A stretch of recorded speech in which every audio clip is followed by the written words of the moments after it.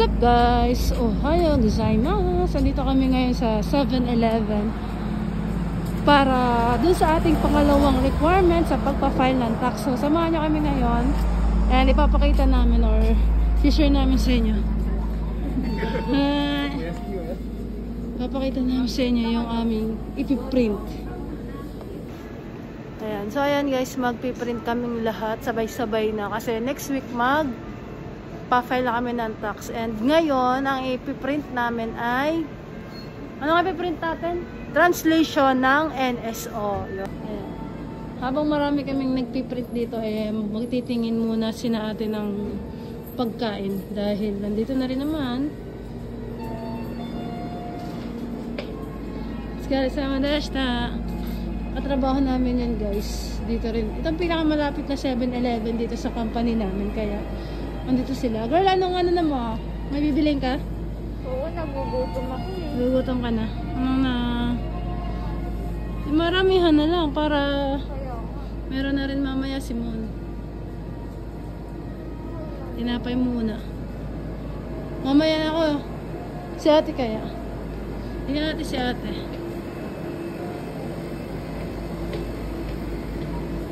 Anong napili mo, te? Wala pa? Magpapasta ka? Dito ba? Marami-rami na sila ngayon, oh. Oo nga. Burger. Eto? Burger to. Ito chicken.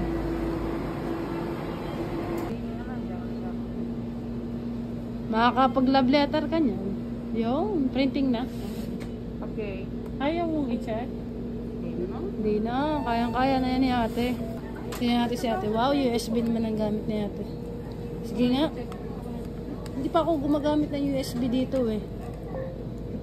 Wala pa ate. Pwede naman. Sige na.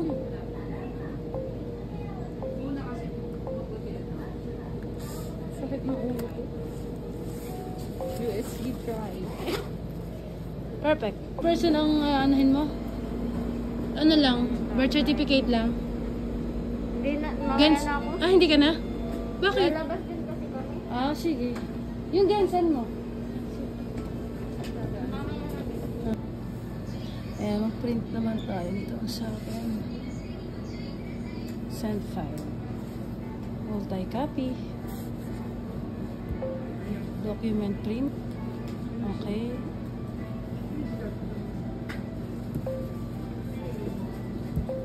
Send. English print. Document print. Yung agree. Wi-Fi connection. Save and next. Next. Scan the barcode. Start sending. Then, waiting lang tayo dito. Ayun, okay. Basic. Select muna natin. Then, save and next. 5 pieces. Save and next. Black and white. A4 on save. 15. Kulang tayo ng pera. Ilagay mo dito. Then, start. Yun.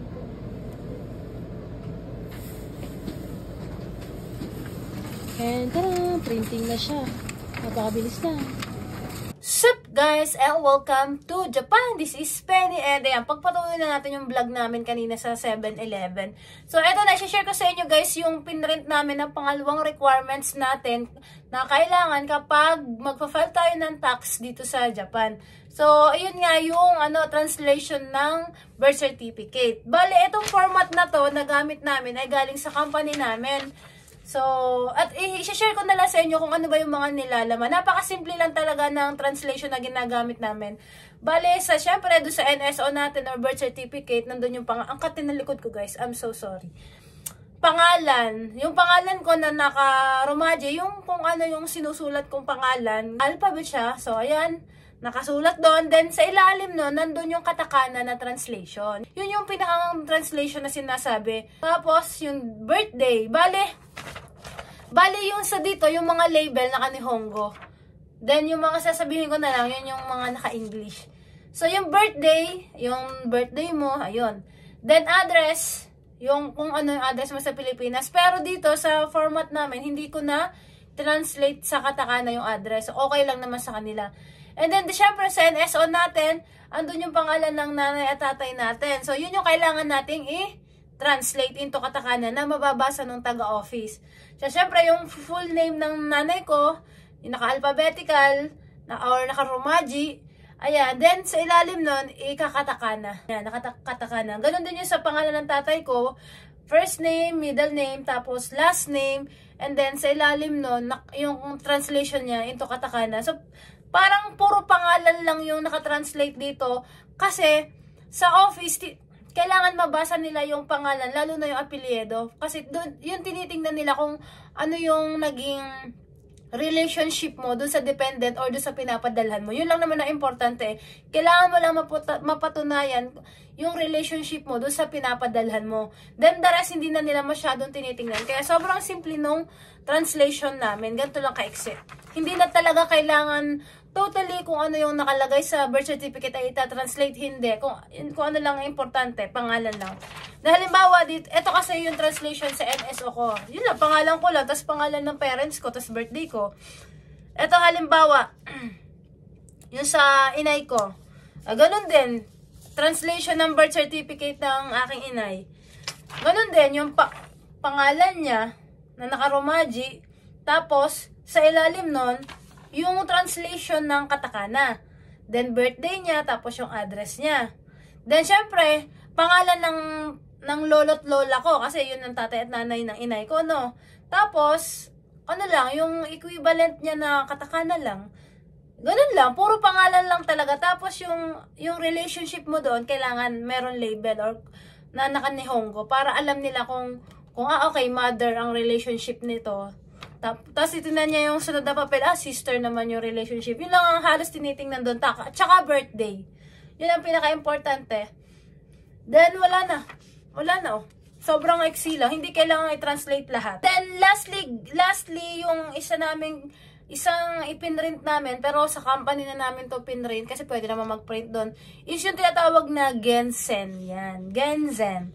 So, doon mo makikita kung magkano ba yung possible mong makuha sa income tax return. Magkano yung possible mong papasok sa sa ATM mo kapag nag-successful ang pag-file mo ng tax. So, isa sa requirement, kailangan dala yung Gensen. So, bali tatlo na yung requirements na na-share ko, yung remittance certificate, yung translation ng mga NSO, ng mga PSA, and then yung Gensen. Bale, kailangan, meron din tayong dalang photocopy ng cash card at saka my number kasi inaano din nila. Yung cash card kasi i-input mo yung yung number ng bank account mo para direkta na doon papasok. So ayan, wala pa kaming photocopy nun pero mabilis na lang naman. So yun lamang guys, and malapit na kaming mag-file ng tax. So babalitan namin kayo kung ano yung mangyayari next week kapag nag-file na kami ng tax. So, yun lamang guys. See you on our next vlog. Bye, Janet!